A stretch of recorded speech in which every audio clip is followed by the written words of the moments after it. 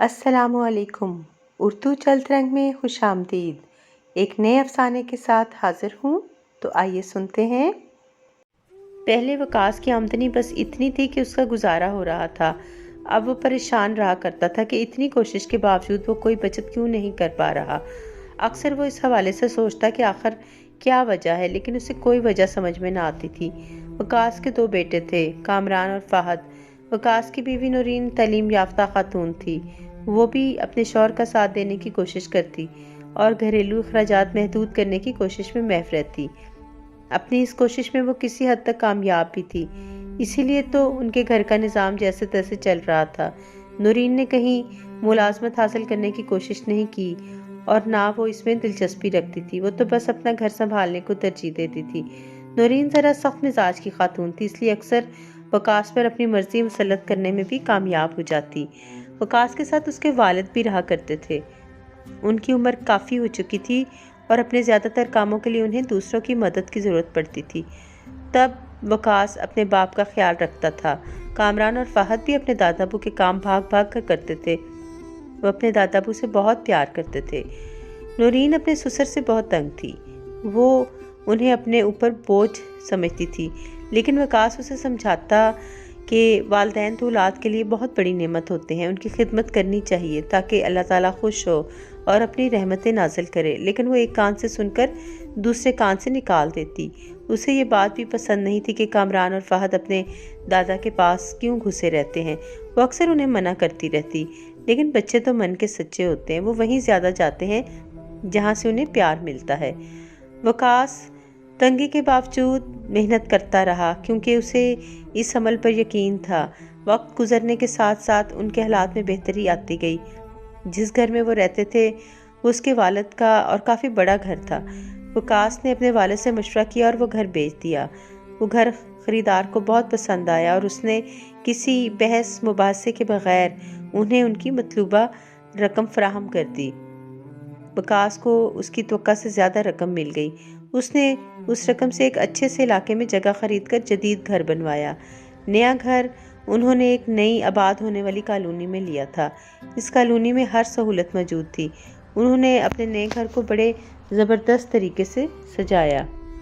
گھر میں قالین بھی بچھ گئے اور نیا فرنیچر بھی آ گیا، پردے لگ گئے۔ نورین کی نظر میں اگر اس گھر میں کچھ پرانا تھا تو وہ وقاص کے والد تھے۔ وہ اس کوشش میں تھی کہ کسی طرح ان سے جان چھوٹ جائے۔ ایک دن نورین نے وقاص سے کہا، میں آپ سے ایک بات کرنا چاہتی ہوں۔ ہاں بولو۔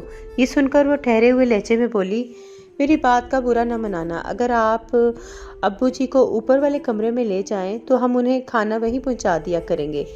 یہ سن کر وقاص چونک پڑا، بولا، یہ کیا کہہ رہی ہو؟ دیکھیں جی، وہ اب بوڑھے ہو چکے اور انہیں کچھ پتہ نہیں چلتا کہ وہ کہاں بیٹھے کیا کر رہے ہیں، ہر وقت کھانستے اور بلغم تھوکتے رہتے ہیں۔ مجھے ڈر ہے کہ ہمارے بچے بیمار نہ ہو جائیں۔ نورین، اس عمر میں ایسے مسائل تو ہو ہی جاتے ہیں، رہی بات بچوں کی تو وہ ان کے ساتھ وقت گزارتے ہیں، یہ اچھی بات ہے، ابو جی ان کی اچھی تربیت کر رہے ہیں۔ وہ تو ٹھیک ہے، لیکن ہمارے ہاں اکثر مہمان آتے رہتے ہیں، ان کے سامنے مجھے بہت شرمندگی اٹھانا پڑتی ہے۔ وہ ابو جی کو کھانستے اور بلغم تھوکتے ہوئے دیکھتے ہیں تو عجیب نظروں سے مجھے دیکھتے ہیں۔ ایک اور بات بھی ہے۔ نورین نے بات ادھوری چھوڑی تو وقاص چونک کر بولا، وہ کیا؟ آپ دیکھیں کہ میں اس گھر کی بھلائی کے لیے کچھ بھی کروں، ابو جی کو اعتراض ہوتا ہے کہ یہ فضول خرچی ہے، ایسا نہ کرو ویسا نہ کرو۔ ان کی اس روک ٹوک سے مجھے اکثر شرمندگی اٹھانا پڑتی ہے۔ یہ سن کر وقاص اسے پرخیال انداز میں دیکھنے لگا۔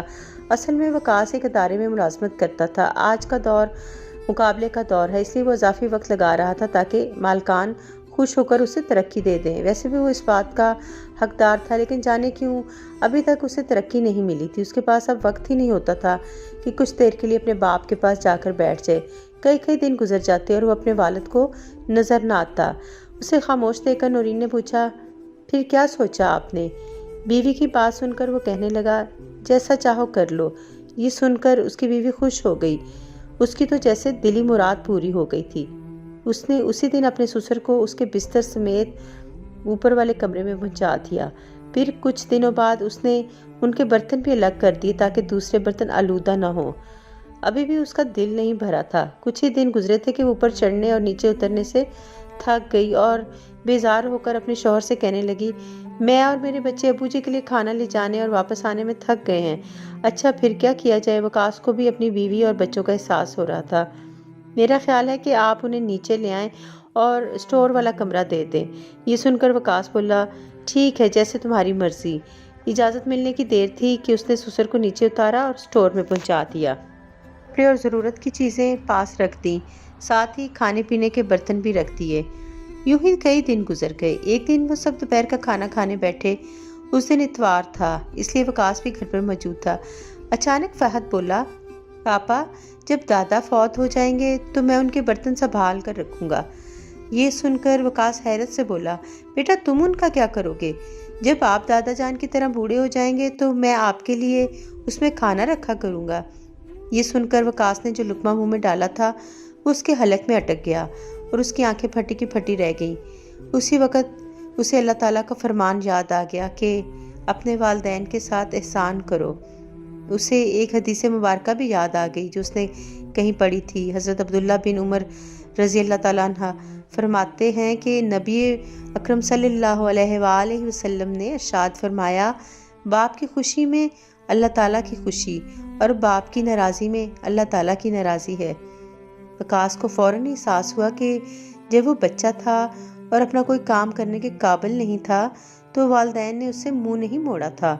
آج جب اس کے والد پر بڑھاپے کی وجہ سے وہی وقت آیا اور اسے وقاص کی اشد ضرورت تھی تو اس نے اپنی بیوی کی باتوں میں آ کر اپنے والد کو اپنے آپ سے دور اسٹور میں منتقل کر دیا۔ اس کے والدین نے تو اپنا فرض خوش دلی سے پورا کر دیا، اور جب وقت آیا کہ وقاص اپنا فرض ادا کرے تو وہ والدین کے حقوق بھول بیٹھا۔ وہ فیصلہ کن لہجے میں بیوی سے بولا، سنو، اب سے میں کھانا اور چائے ان کے ساتھ ہی کھایا پیا کروں گا۔ اس کی بیوی ہکا پکا ہو کر اسے دیکھنے لگی۔ وقاص اٹھ ہی رہا تھا کہ اسے ایک اور خیال آیا۔ وہ پھر بیٹھ گیا اور بولا، بلکہ ایسا کرتے ہیں کہ ہم سب مل کر ان کے ساتھ کھانا کھاتے ہیں۔ اس کا لہجہ ایسا تھا کہ بیوی کو کچھ بولنے کی ہمت ہی نہ ہوئی۔ ابو کی بات سنتے ہی کامران بھاگ کر گیا اور اپنے دادا ابو کو بلا لایا۔ پھر ان سب نے مل کر کھانا کھایا۔ کافی عرصے بعد وقاص اپنے ابو کے ساتھ بیٹھ کر کھانا کھا رہا تھا۔ کھانا کھانے کے بعد وہ اپنے ابو کو اپنی خوابگاہ کے ساتھ والے کمرے میں لے آیا، ان کے برتن پھینک دیے۔ آئندہ جب وہ سب کھانا کھانے بیٹھتے، وقاص ایک لقمہ اپنے ابو کے منہ میں رکھتا تو دوسرا لقمہ اپنے منہ میں ڈالتا۔ پھر وہ جب تک زندہ رہے وقاص ان کی دل و جان سے خدمت کرتا رہا اور ان کے حقوق ادا کرنے میں کبھی کوتاہی نہ کی۔ اس داستان کا مثبت پہلو یہ ہے، جس ادارے میں وہ ملازمت کرتا تھا وہاں بہت عرصے سے وقاص کی ترقی رکی ہوئی تھی۔ اب جو اس نے والد کی خدمت کی تو بیٹے کی قسمت بھی جاگ اٹھی اور وہ جلد ہی اس ادارے کے اعلیٰ عہدے پر جا پہنچا۔ اسے ہر طرح سے خوشحالی حاصل ہو گئی تھی۔ اب اسے یقین ہو گیا تھا کہ پہلے اس سے اس کا باپ ناراض تھا، اسی وجہ سے وہ انتہائی محنت کرنے کے باوجود ناکام رہا۔ باپ راضی ہوا تو اللہ نے بھی خوش ہو کر اسے کامیاب انسان بنا دیا۔